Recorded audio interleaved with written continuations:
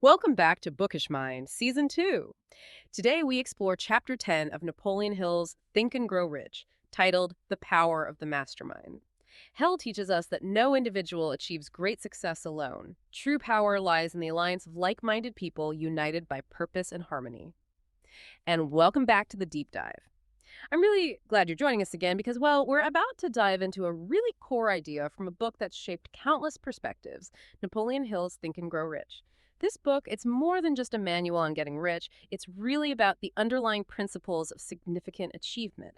And today we're focusing on a chapter Hill himself flags as absolutely essential. Chapter 10, The Power of the Mastermind. So our deep dive today really zooms in on power. How does this book define it? Where does it say power comes from? And crucially, how is it applied, especially when we're talking about making money? Hill makes a strong case that plans, even burning desires, well, they're pretty much useless without the actual power to bring them to life. And this chapter, this is where he lays out the engine behind that power. That's right. And our mission really is to unpack Hill's mastermind concept, looking strictly at how he presents it right here in these pages. We want to get a real handle on why he considers this principle so critical. I mean, he calls it essential for great power and then for wealth. The source material couldn't be clearer. You could have the best plan, the most intense desire, but if you don't have the power to put it into action, to transmute that desire into money, it just stays a wish. And that specific kind of power, according to this chapter, originates from a very particular and often, let's say, misunderstood source. Okay, let's unpack this then. The chapter really hits the ground running, talking about power as this essential ingredient right from the start. But it's clear he's not talking about, say, political power or physical force. How does the source material actually define power here? Well, it defines it very, very precisely. Power, according to this text, is organized and intelligently directed knowledge. Organized. That word seems key. Absolutely. The emphasis is squarely on organized. Hill isn't just saying that knowing a lot makes you powerful. I mean, think about it. The internet is crammed with knowledge, right? But without organization, without direction, it's mostly just static. Power, as he presents it here, is about taking knowledge, facts, principles, understanding, and giving it structure, bringing order to it, and then applying that structured knowledge intelligently towards a very specific outcome. So it's not just knowing stuff, it's knowing how to use it effectively because it's organized. Exactly. It's knowledge that's ready for action, strategic. And the explicit goal of wielding this power, within the context of this chapter and the book's overall focus, is to transmute desire into its monetary equivalent through organized effort. So the process looks something like this. You have a desire, let's say, for wealth. You gather the necessary knowledge about markets, products, processes, whatever it is. You organize that knowledge into a plan. Then you apply power, which involves organized effort to turn that plan and desire into actual tangible money. Okay. Organized knowledge applied through organized effort for a definite purpose, often wealth. That organized effort piece sounds absolutely central. How does the source say we actually achieve that organized effort? And this leads us straight to the mastermind principle. The text states very clearly that organized effort comes from the coordination of effort between two or more people working toward a definite end. So collaboration is obviously needed, but, and this is crucial, Hill immediately adds the vital condition. This coordination must occur in a spirit of harmony. It's not enough to just throw a group of people at a problem. They need to be aligned, genuinely working together smoothly, without major friction, all focused on that one clear goal. That phrase, in a spirit of harmony, it really stands out. It suggests something deeper than just teamwork, doesn't it? Like alignment, real synergy, a kind of positive connection. And the source says this power, born from organized knowledge and harmonious organized effort, isn't just for getting money, but maybe even more crucially, for keeping it. Why the emphasis on retention? You'd think making it is the hard part. That's a really good point. And the source does offer some clues. Later in the chapter, it contrasts poverty and riches. Poverty is described as bold and ruthless, needing no plan. It apparently just voluntarily takes the place of riches if you let it through neglect, inaction. Riches, though, are described as shy and timid. They have to be attracted. This really implies that wealth, once you have it, is kind of fragile. Without the continuous application of organized effort and intelligent direction, which is the definition of power we're talking about, it could just slip away. So, building lasting wealth, something sustainable, it requires a stable, ongoing force. The mastermind principle, with its focus on organized, harmonious effort, provides that necessary structure. It's not just about the initial search to acquire wealth, but the sustained, coordinated power needed to manage it, protect it, maybe grow it over time. Like building a fortress, not just finding treasure. That makes a lot of sense. Building something resilient, not just a flash in the pan.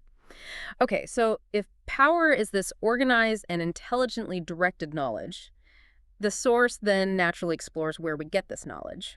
What are the main sources listed here? Right. The text identifies three primary sources. First, and he'll list this right at the top, is infinite intelligence. Now, the source mentions this is contacted through certain procedures, often involving what he calls creative imagination concepts. He develops more elsewhere in the book. So this chapter doesn't really detail the how, but it positions it as a primary source. And very significantly, the text adds this note. The source does not err. It's presented as this perfect, infallible, universal source of knowledge and breakthrough ideas. Think great artists, inventors, maybe tapping into this knowingly or not. Okay, an infallible universal source. What's next? The second source is accumulated experience. This is basically the sum total of human learning throughout history. All the recorded knowledge, facts, wisdom passed down. You find it, as the source says, in libraries, these huge stores of organized, classified experience. It's what's taught in schools, universities, found in books, records. It's the foundation of our shared understanding. Got it. Accumulated human knowledge. And the third? The third is experiment and research.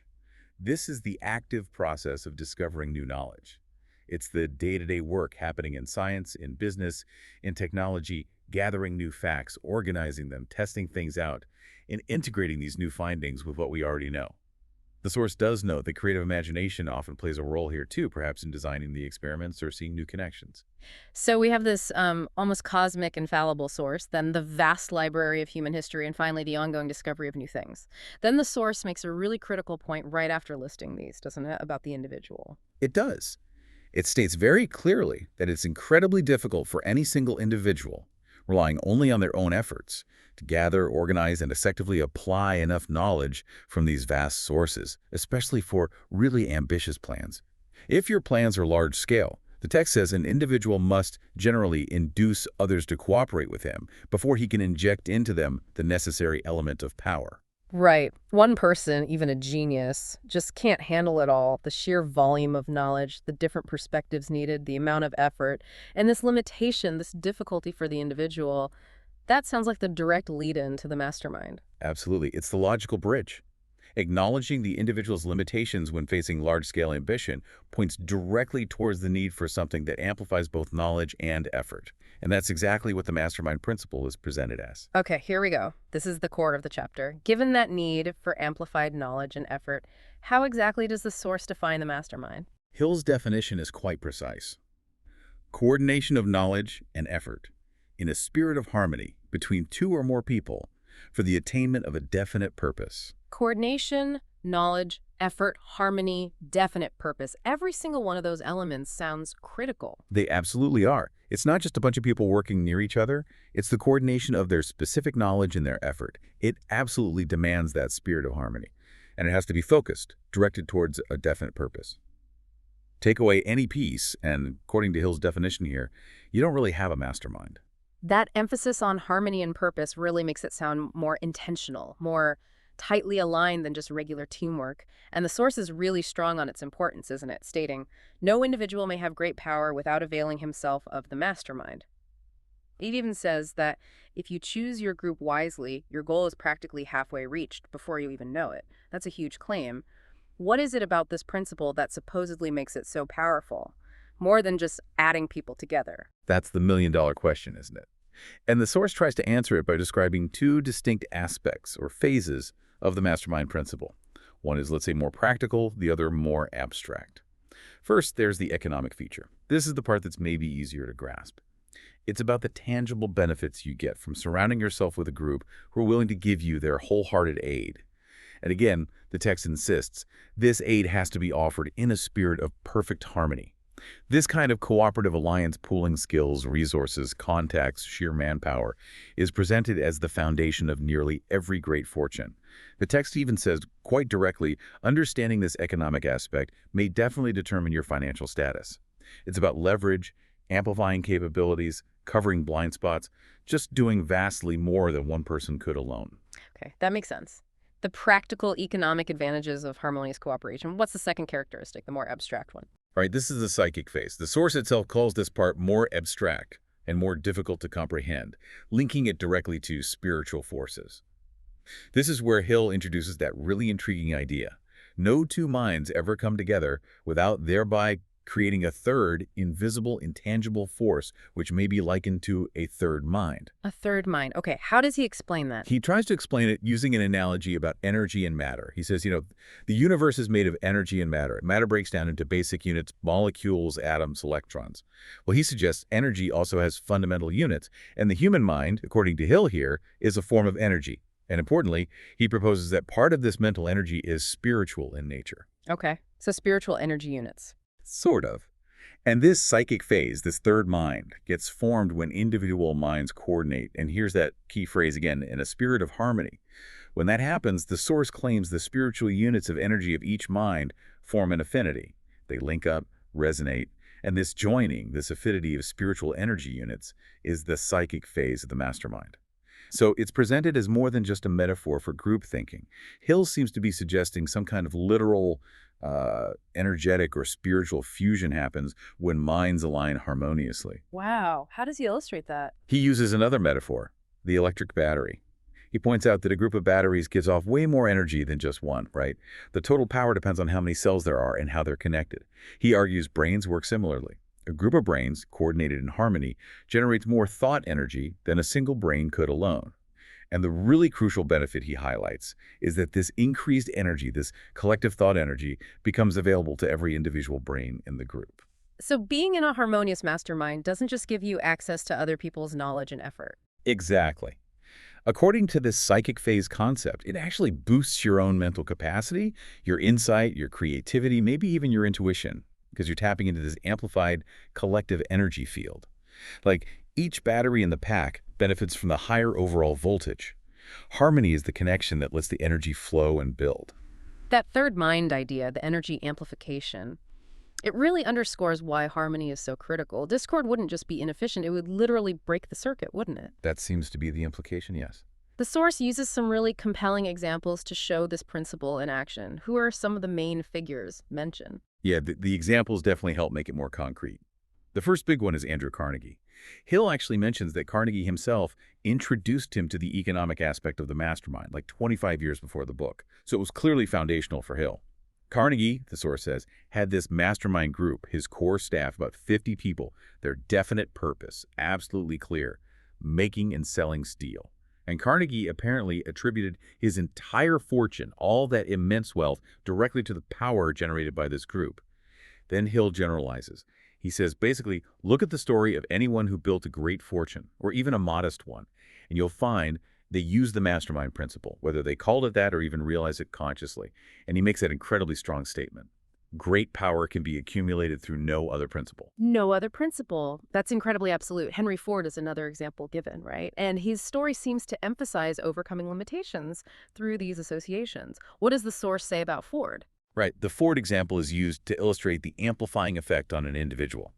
The source starts by pointing out Ford's beginnings, poverty, lack of formal education, described as ignorance. Yet he overcame these hurdles incredibly quickly, 10 years to master them, 25 years to become one of America's richest men. The source directly links his rapid progress to his connections, specifically highlighting his friendship with Thomas Edison. Just the friendship itself. It seems so, but it goes further. It says his most outstanding achievements started after he became acquainted with Harvey Firestone, John Burroughs, and Luther Burbank, all described as men of great brain capacity. Hill's conclusion here is pretty stark. Ford conquered his limitations by aligning himself with these powerful minds. The text says he absorbed their vibrations of thought into his own mind. Through associating with Edison, Burbank, Burroughs, and Firestone, he effectively added their intelligence, experience, knowledge, and spiritual forces to his own brain power. Absorbed their vibrations, spiritual forces. That really learns into the psychic phase idea again. It does. It suggests it wasn't just learning from them, but somehow absorbing their mental and spiritual energy. And this leads to that general statement. Men take on the nature and the habits and the power of thought of those with whom they associate in a spirit of sympathy and harmony. The source essentially argues Ford tapped into the mastermind principle, consciously or not, through these associations, building a sort of personal advisory mastermind that let him achieve things far beyond his initial capabilities. It really makes you think about who you choose to spend your time with, doesn't it? It really does. That idea of taking on the power of thought of your harmonious associates, wow. It's not just networking, it's like mental osmosis.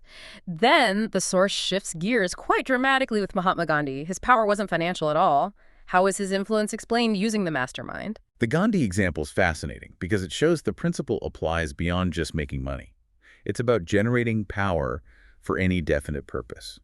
The source acknowledges that some people might have just seen Gandhi as, an eccentric little man causing trouble for the British.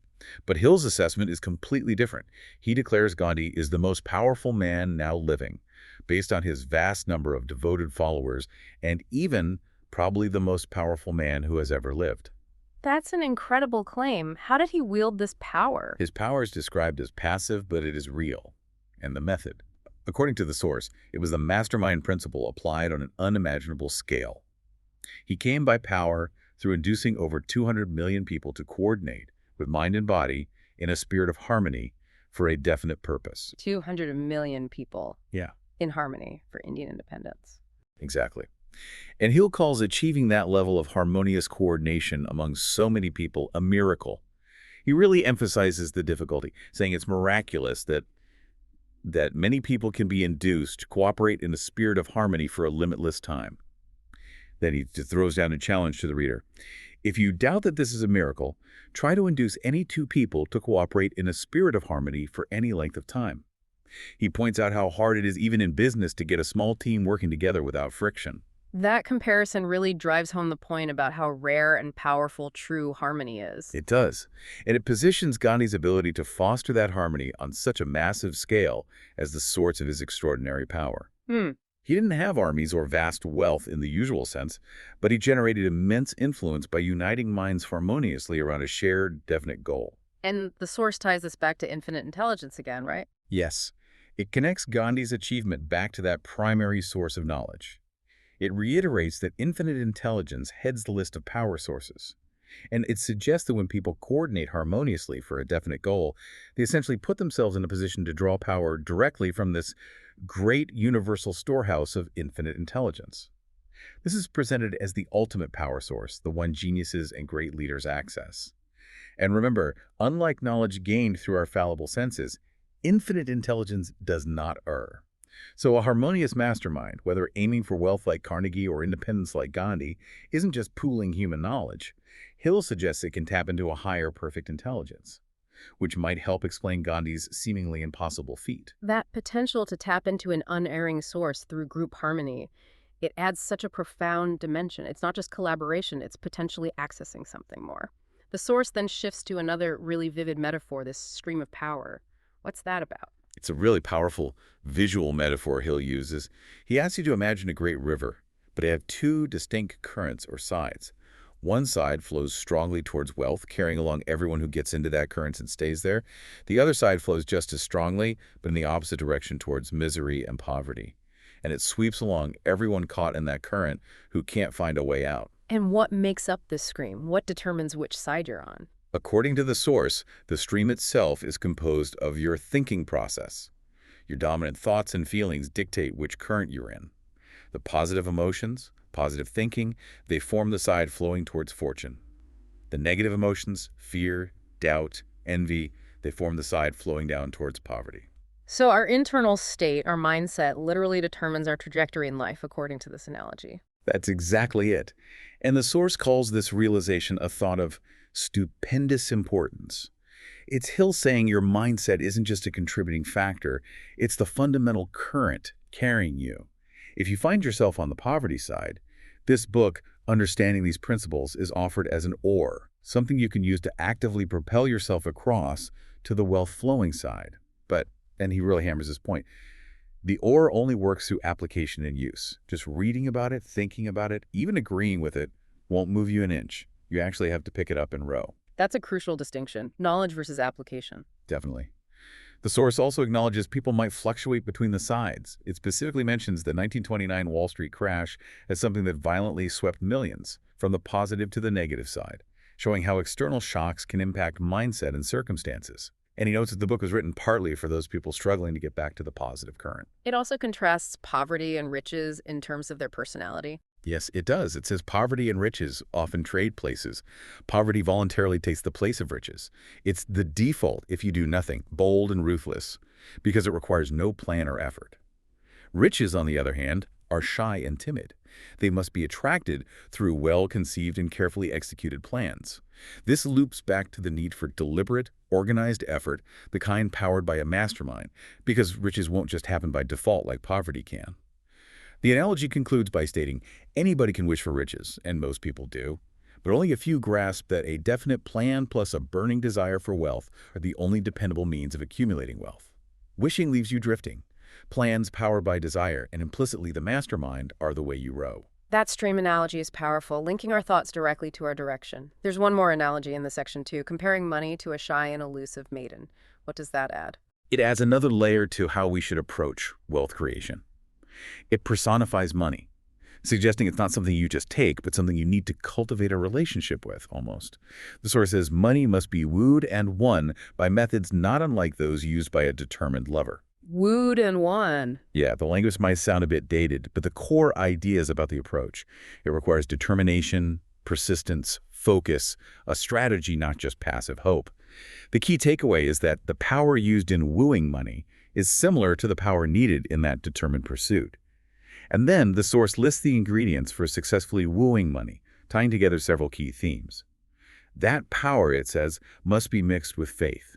It must be mixed with desire. It must be mixed with persistence. It must be applied through a plan, and that plan must be set into action. So it's the power, likely from the mastermind, infused with belief, intense wanting, tenacity, a solid plan, and actually doing something. Exactly. Okay. It's a holistic approach, your internal state driving the external powered execution of a plan. And the promise is, when money is pursued this way and starts coming in quantities known as the big money, it then flows as easily as water flows downhill. It suggests that once you establish that foundation, the right mindset, the power source, the plan, the persistent action attracting wealth becomes less of an upstream battle and more of a natural consequence. But getting there requires that deliberate, potent mix. That paints such a clear picture. Money isn't forced. It's attracted through the right internal conditions and applied external power. Okay, so pulling all these incredible ideas together from the source. We've looked at power as organized knowledge, where it comes from infinite intelligence down to research. We've unpacked the mastermind's economic and psychic sides. We've seen examples from Carnegie and Ford to Gandhi. We've visualized our thoughts creating our current in the stream of power, and even considered money as something needing to be wooed with faith, desire, persistence, plans, and action. Bringing it all home, what does this mean for you, the listener, engaging with this material? Well, according to Hill in this chapter, it means that this mastermind principle, this potential access to amplified power and insight, it's fundamentally available to you. It's not presented as some secret reserve for the elite. It's framed as a universal principle you can understand and, more importantly, apply. The source strongly encourages you to read, think, and meditate on these ideas, but it consistently stresses that just reading, just forming an opinion, that's not where the benefit lies. The power, the ability to change your stream, to attract wealth, it only comes through application and use. So it really boils down to you actively identifying your own definite purpose, whether that's financial, creative, societal, whatever, and then deliberately seeking out others you can genuinely coordinate knowledge and effort with. Crucially, in that spirit of harmony, it's about intentionally building that collective power to achieve your goals. It demands conscious effort and action on your part. That was a really thorough deep dive into Chapter 10 of Think and Grow Rich. We've really tried to unravel Hill's concept of the mastermind's power, how it works economically and psychically, and explored those striking analogies about the stream and wooing money. And it does leave us with a pretty significant question to ponder, something that stems directly from Hull's own words in the source material.